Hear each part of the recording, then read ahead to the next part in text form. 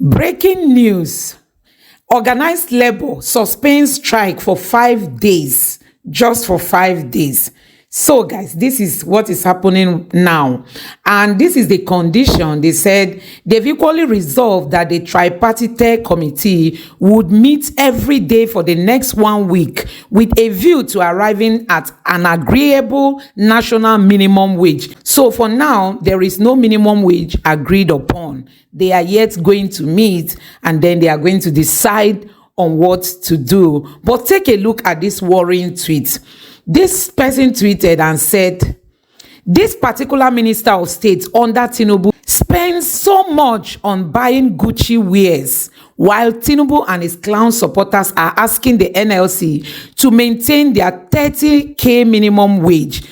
So this particular minister of state for labor under Tinubu is being accused of, spending her money, even the scarf she has on her neck, the belt around her waist. I mean, oh my God, these are the designer ministers, and they are asking Nigerians to continue with 30K minimum wage. Honestly, this is worrisome. Don't forget that Akpabio is telling Tinubu not to change his mind on 30K as minimum wage for Nigerians. Take a look at this other one. It says that Nigerian Deputy Commissioner of Police Guri slumps, dies inside office in Abuja.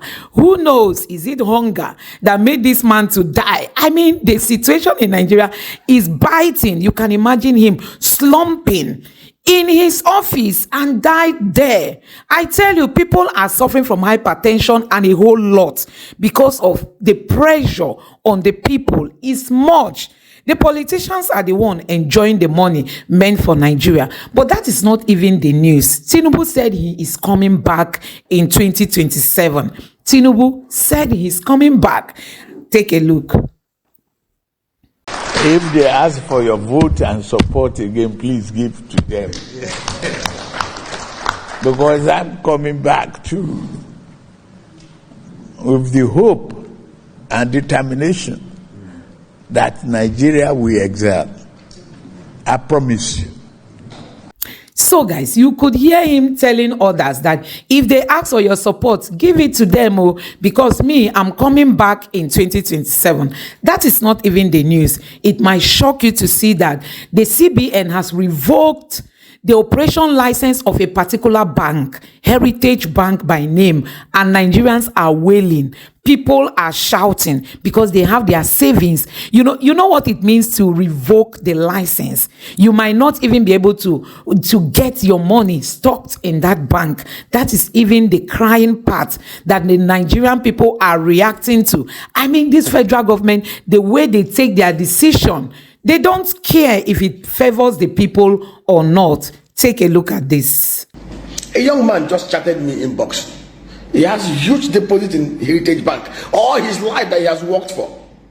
Now he's scared that he's going to lose it. Under this terrible, atrocious economic situation, we are now compounding the problems of Nigeria by liquidating Heritage Bank the way they've adopted it. All the staff of that bank will lose their jobs. Associated businesses transacting with that bank will lose their business relationship. And then the worst of it all, people who labor so hard to put their hard-earned savings in that bank are going to receive the short end of the stick, because people just no empathy, no compassion. You just pull the trigger. There is weak regulation, weak enforcement.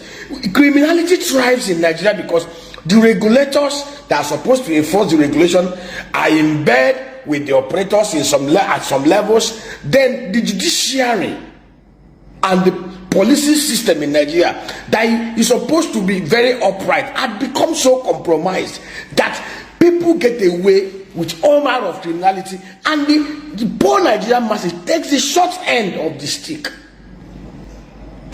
At the end of the day, those who managed the bank, from the board to the top management, will still go scot-free. It happened in Nigeria between 2005 to 2010. Nigerians gathered and mobilized their savings and invested in the capital market. People took their monies to go and run an election. People took their money to go and buy second wives. People took their monies and went as far as Tanzania to go and buy established banks. People misappropriated the trust of Nigerians. SEC did nothing. EFCC did nothing. CICPC did nothing. The police did nothing. The people who misappropriated these funds are walking free. The likes of Voiza, Chimak, and all the online Ponzi scammers got courage to do what they do because they know we operate a criminal system where people can just connive, do evil, steal people's money, and then use the proceeds of corruption and fraud to bribe their way through. They buy up everybody. They even buy up justice. We can't continue to work this way. The CBN should have adopted. If you don't want to do guided liquidation, stripping the liabilities and packing the water and selling the assets so that the people will not lose their job and lose their deposits, you will have done it. You will have set up a bridge bank or even made an arrangement for a stronger bank to acquire it, pack the liabilities, and I can bet it 9 over 10. Those people who are owing those toxic assets will walk away. All they need to do is to buy those buyable. See, the average Nigerian is hurting. The average Nigerian is hurting. There is the feeling of despondency out there. There is this fear. Everybody, see, people believe they can do all manner of criminality and get away. And I have experienced it over the last 9 years. It has become so worse. It has become worse. It grows worse and worse. People brazenly commit crime. People brazenly do evil. People brazenly loot. People brazenly misappropriate people's fund. And they will, even before you blow, they will go to court to get perpetual injunction and even claim fundamental human rights. And they will get one Jankara judge that will listen to their plea and manipulate things. What kind of country is this? It's already, see, the out there. Justice is no longer for the justice is no longer for the common man. The court is no longer for the court is now for the con man, and that is what it is today. Allegedly, 75% of those who are supposed to be the temple of justice across the layers of judicial system are corrupt. They are there, pay for play. Whoever is going to bring the bigger cake, the bigger money, cast the judgment on his own favor. How can we build a country like this? And we want investors to come in. We want people to bring in their money and put in the banking industry.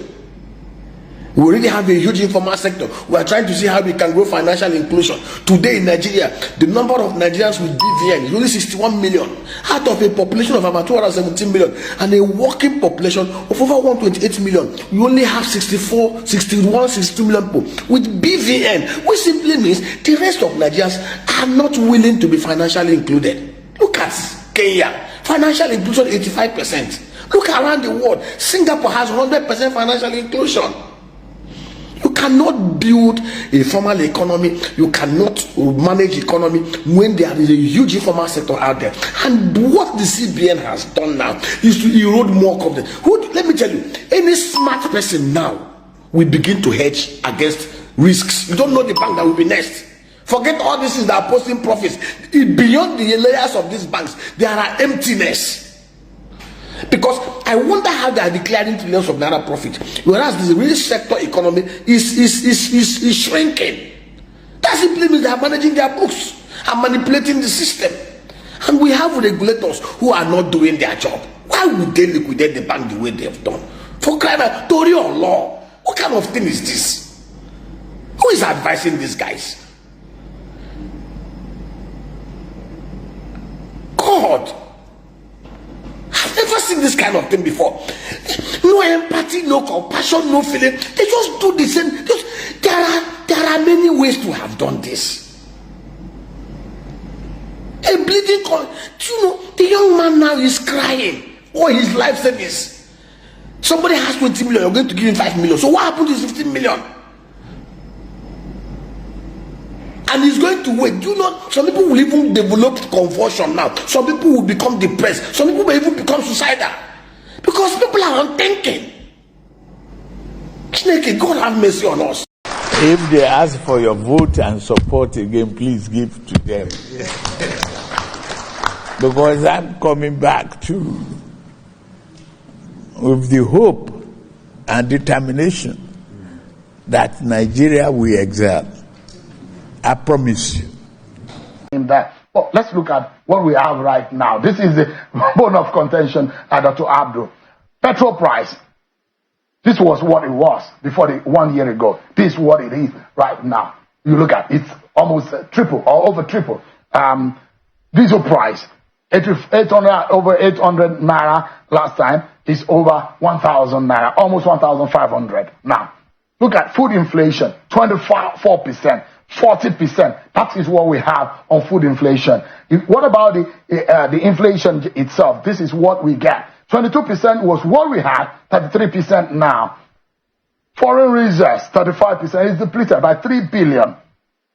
Exchange rate, 461, 1,000, over 1,400 as of today. Public debt, this is what we had. It's increased now. They borrowed more money in the last 1 year. Oil production, it has somewhat increased from 1.18 million averagely per day to 1.28 million. And interest rate, this is a major problem for this government. They try, the fiscal and the monetary policies, try to make sure that things, flotation of the economy, unification of the naira, but this is where we are. 18% then, 26% now. GDP growth rate, don't forget what they said they will do. They said 10%, that's the estimation, but now this is what we have, 2.98%. But, Doc, in your own general analysis of things, because the fundamentals of all of this in governance is that if you say you... If they ask for your vote and support again, please give to them. Because I'm coming back too with the hope and determination that Nigeria will excel. I promise you. So guys, honestly, this is sad for Nigeria as a state. This is really sad. We have leaders who do not care. We have leaders without empathy. There is no empathy running in their blood, in their vein. And that is why they don't even consider, what the ordinary man is going through. Don't be surprised. Criminality is going to increase in Nigeria. There is no two ways about it. When there is no money in the hands of the people, when there are no job opportunities, companies are leaving Nigeria. When Tinubu is only focusing on 2027 and not even minding the current situation of things in Nigeria, Nigerians just know that in short, we have failed. Nigeria, we have missed it. Just know that we have missed it. We have missed it. This administration is only thinking of 2027. No concrete, solutions to address the challenges of the Nigerian people today on ground. There is nothing. No decision is being made. No active. You can imagine just level alone. They cannot even address their grievances, not to talk of the entire Nigerians. So guys, you have seen it for yourself. Let me know what you think about this in the comment section below. Please don't forget to subscribe to the channel and turn on the notification bell. Thank you.